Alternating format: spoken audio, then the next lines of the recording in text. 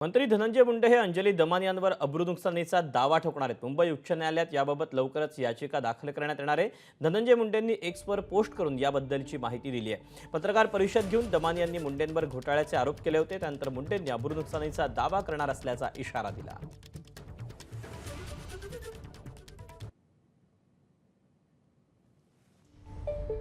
अंजली दमानिया यांनी आज पुन्हा दिवसातून दुसऱ्यांदा पत्रकार परिषद घेत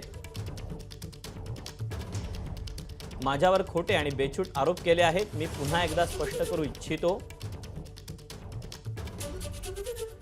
की कृषी विभागातील तत्कालीन खरेदी प्रक्रिया नियमातील तरतुदीनुसार मुख्यमंत्री महोदयांच्या अंतिम मान्यतेनंतरच झाली आहे। त्यानंतरच पुढील कार्यवाही सुरू झाली।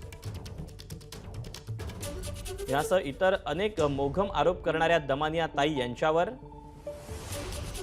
मी लवकरच फौजदारी अब्रू नुकसानीचा खटला मुंबई उच्च न्यायालयात दाखल करणार आहे।